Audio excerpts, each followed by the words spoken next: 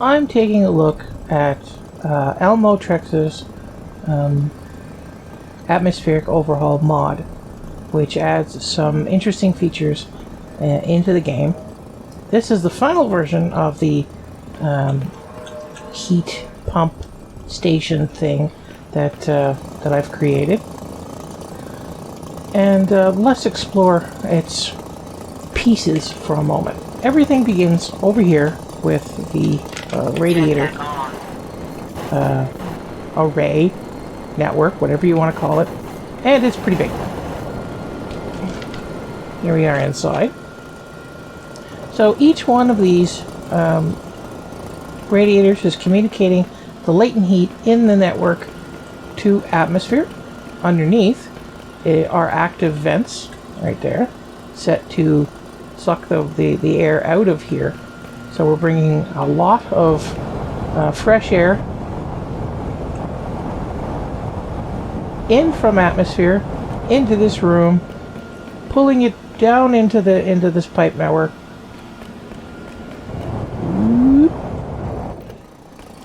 Underneath here, through 3 turb pumps, which is spitting that warm air out into the environment over there. Now the reason that we have to use so many pumps is because the mod tries to simulate the insulating effects of radiators.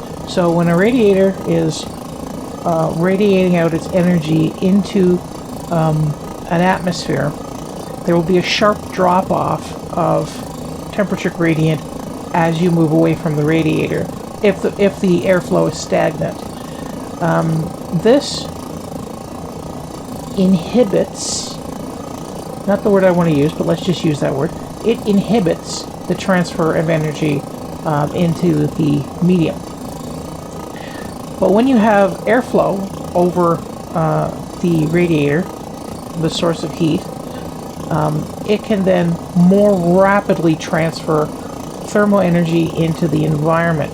You can see this at home if you have one of those curly heating elements on your stove. If you get it at just the right setting, the element will appear dark, but if you blow on it, it'll get brighter, and that's because it's allowing more air to flow over the coil. But because of the nature of the calculations being made in the game, and the game itself, it's hard to get a good flow while sucking, because the apparent aperture size of all of these appliances and even atmosphere between cells is very low, so you get a lot of bottlenecking going on, which is also good because then you have the Venturi effect, which increases the velocity of the atmosphere, which is not really occurring in the game, but more importantly, it drops the pressure, and dropping the pressure makes things cooler. So over here, you'll have the temperature a little bit higher than ambient, so 473, so a few degrees, 10 degrees above. And over here, it'll be a little lower. Oh, it's not. It's 475. That's because we're pulling off all of that thermal energy over here in the radiator network. So that radiator network comes over here and gets dumped into this heat exchanger here. Now I want to rant about the heat exchanger for a second, because I have a lot of experience with heat exchangers, and this heat exchanger is absolutely terrible.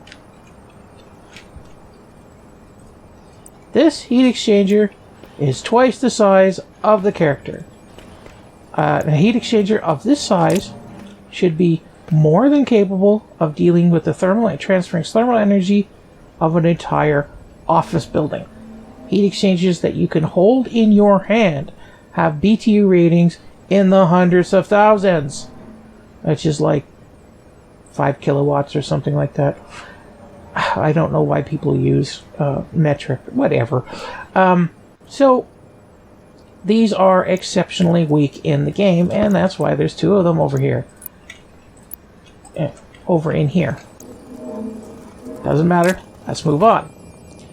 This is the condenser side of this thermal pump, and it is limited to this pipe under the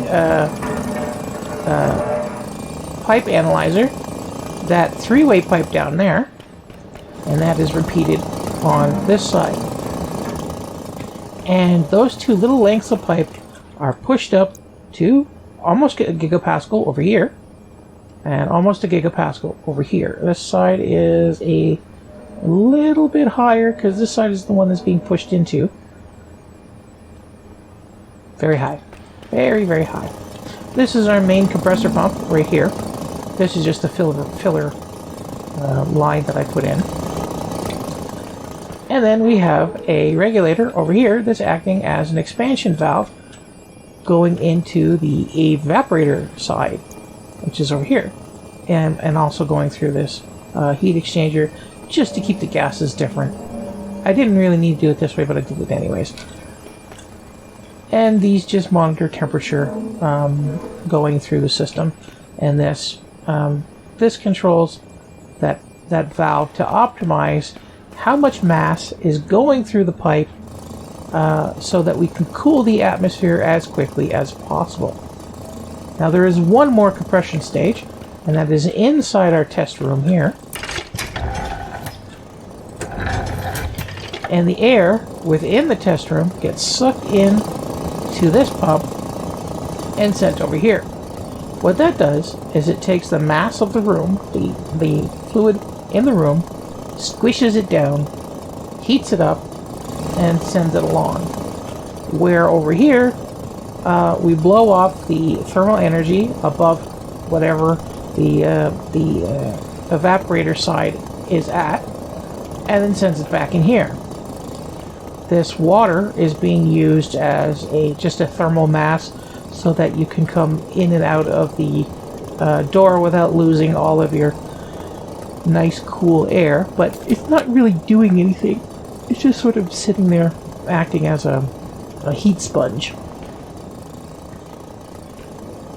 Now, the reason that the temperature is a little lower on this side is because the heat exchanger underneath the ground is also acting as a valve, so this pressure on this side is lower than this side and lowers the apparent temperature coming out of these vents. This is probably the most optimized a closed circuit system can be with this mod in this game. And there's other ways that you can do this effect, but let's just let's introduce ourselves to the consoles, the display, whatever. So the condenser side here is broken up into two sections: high pressure, low pressure, and you will see a little bit of a temperature shift between these two pressures. This is the high pressure side, so all of that mass is being shoved into a small area. Temperature's going up, it's going through the two exchangers and coming out the other side a little bit closer to ambient. Now, this is about as cold as I could get it. If I added another pump on the other side to push it back in, like if I double stage the compressor, I might be able to increase the flow, or put two pumps on one side and to increase the flow. Sorry, but we don't have a lot of space here. Who cares? These are the inlet and the outlet of the water cooler. So this is coming in this way. So this is our inlet, which is fairly close to ambient, and this is our outlet, which is only a few degrees higher. And that's because water is just denser than gas. Now, I think this should be a lot higher because we have a lot of gas in there. But I may be doing the calculations wrong. I do know that Stationeers does not have the proper densities coded into the gases. So, whatever. And this is the temperature that we've gotten the room down, which is a 412 degrees, and still falling fairly rapidly. About a 0.1 degree every few seconds. There we go. Isn't that nice? And this is the evaporator side right here. Again, broken down into low pressure and high pressure. And then this is just the pressure coming out of, put the light night vision on, coming out of the expansion valve here. And it's quite high because this has been optimized for a lot of mass going through the system. So we're at 2 megapascals coming out. Now as the temperature in this room cools down, the automatic valve will begin lowering the amount of air coming out of that expansion valve, because the lower the pressure, the lower the temperature. Unfortunately, because you have a lower pressure, you have less mass. The less mass will absorb less thermal energy, and so there's a slower reaction. It becomes more efficient. When one of my test stands, I think I had it down to 7 kilopascals per tick, and that seemed to be the peak efficiency. Efficiency sucks. This is not a real heat pump. The medium that we're using is just mixed air. And even if I specialized into one type of gas, it would still suck because there's no phase change.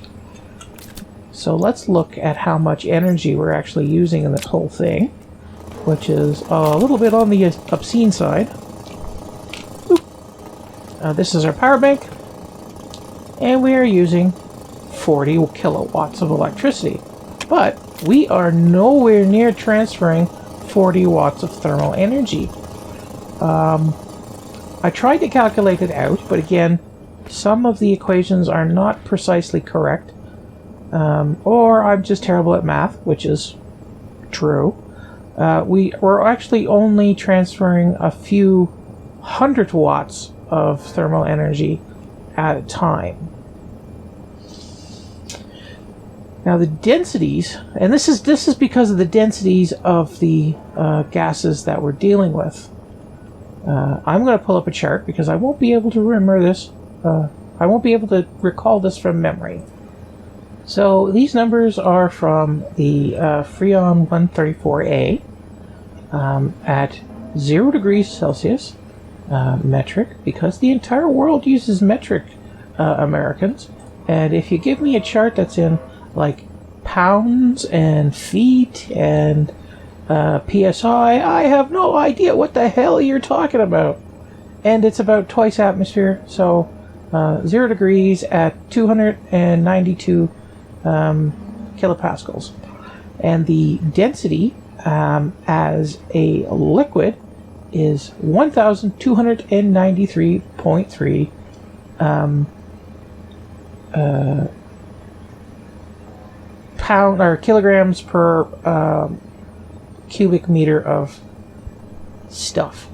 But as a gas, it is 14.435 kilograms per cubic meter.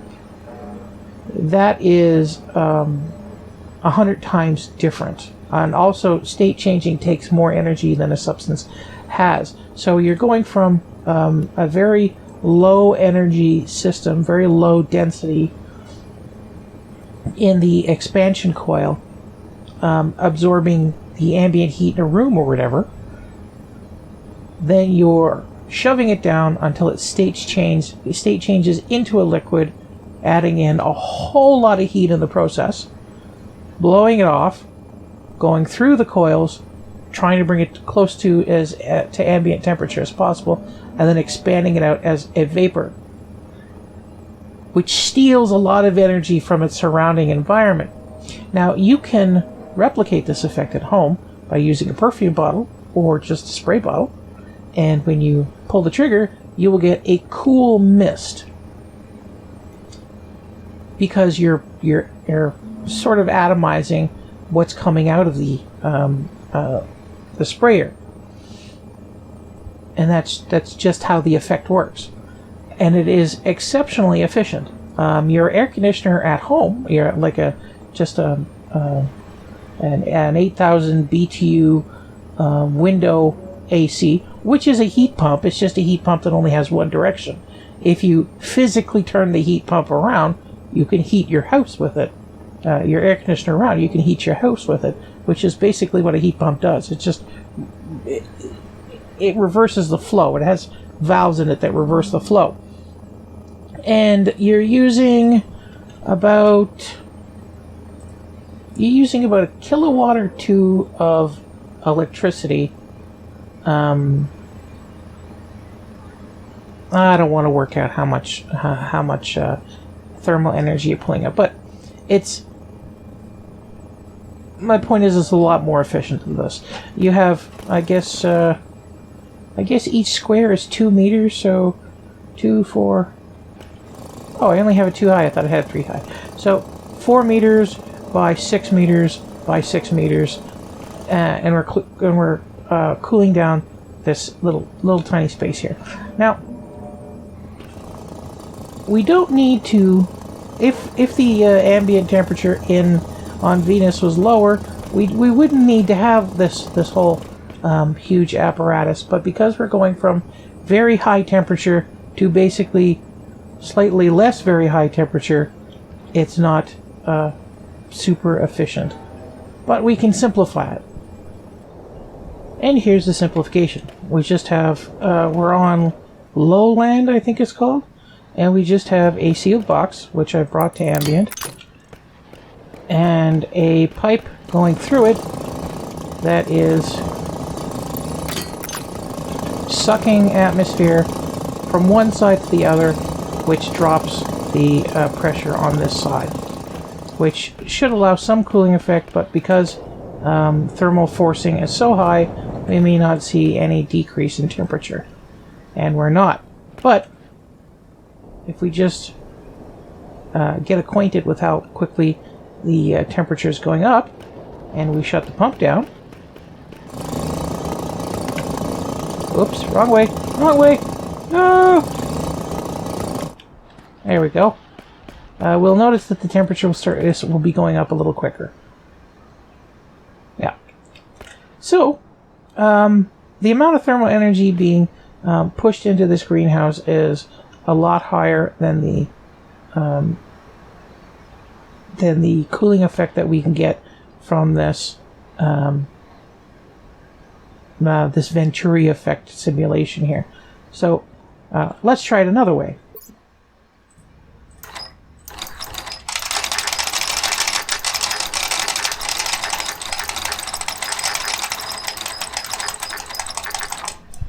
And this is the other way. Basically, it's the same as what we had in the test room in the optimized version. And we'll just seal it up. And start the pump. And power the pump. Whoops. Let's stop pushing V and push B. There you go. Oops. There we go. Now we are pulling air out of the room, compressing it, blowing off or radiating off the thermal energy that we're now putting into it, the system, and then allowing it out here. And we're just sort of have it set to half the atmosphere that we used to have it at. Let's just move this over here. And are we seeing cooling? We are seeing a very slow amount of cooling.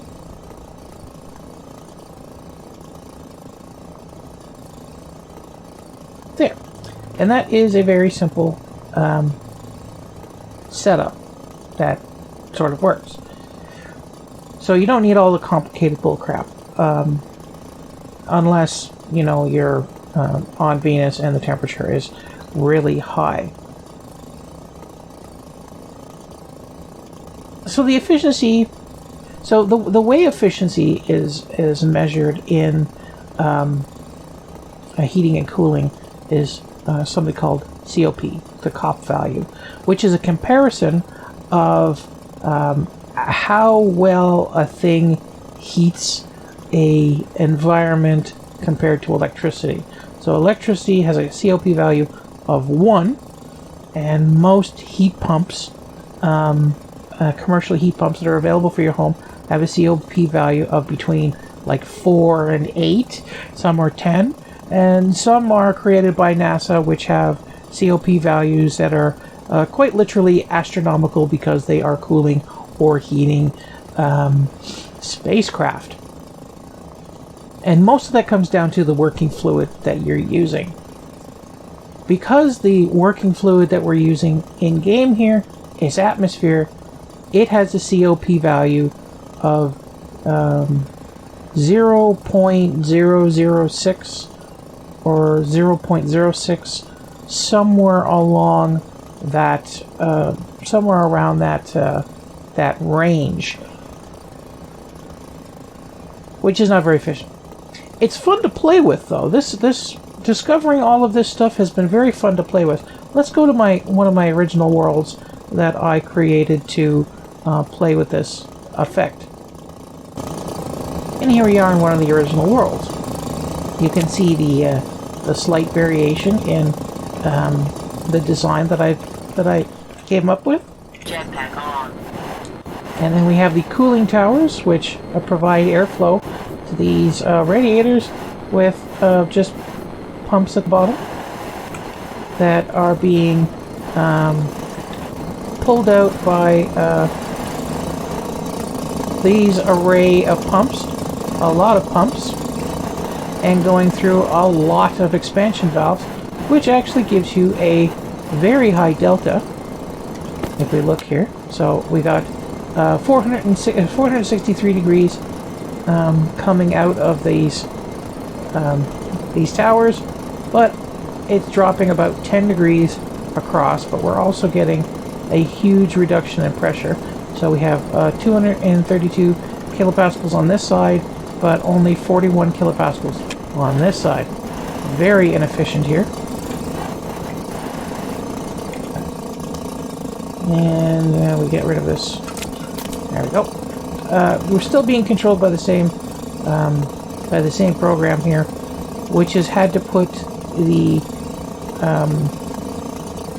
expansion valve pressure all the way down to about 21 kilopascals per tick, which is not a lot, and we're seeing that we're not cooling quite as effectively as we were originally. Plus we're using radiators, which I think cause ambient temperature from the sun, because the sun has a certain level of delta, a certain delta that it puts into things like the furnace and the radiators and things like that. So these could be more effective if they were not radiators. That was a very terrible way of saying that, but and this is our array of power here, and this is much lower. We're only using about 1.5 kilowatts of energy, even though we are using a lot of pumps. There's like 7 pumps in this system.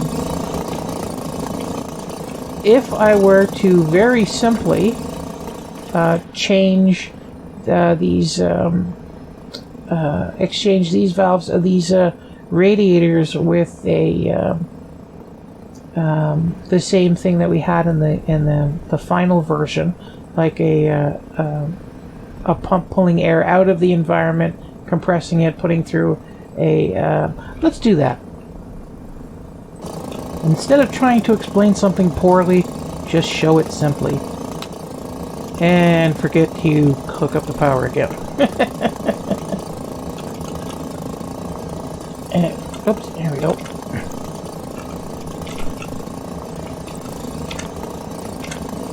There. And now, we will increase the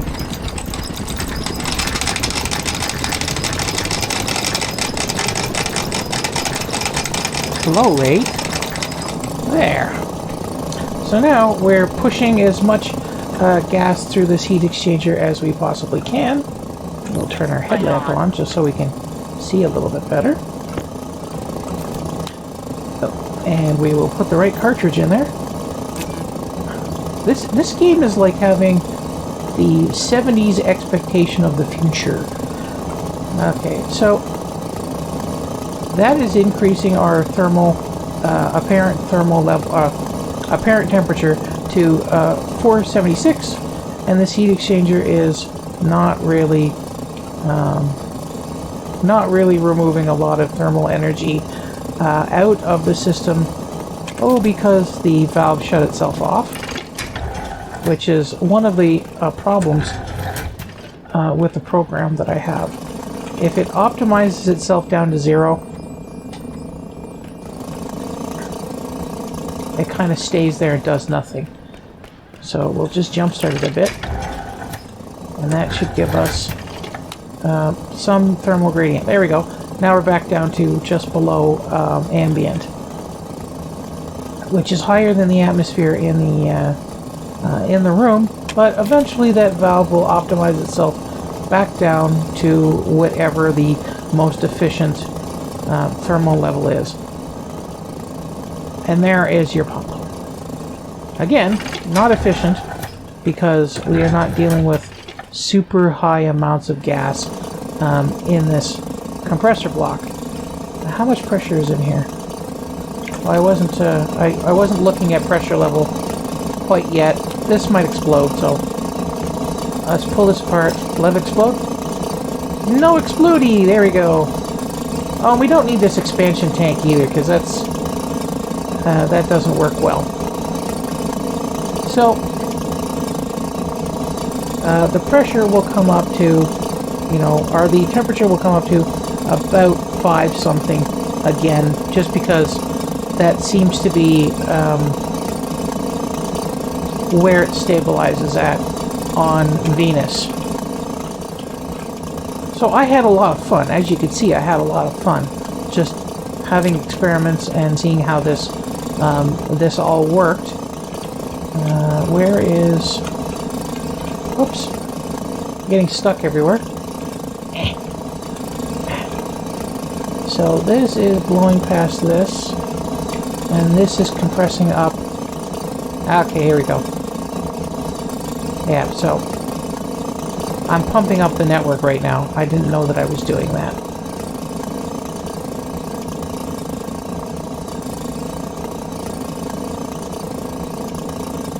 Yeah, here we go.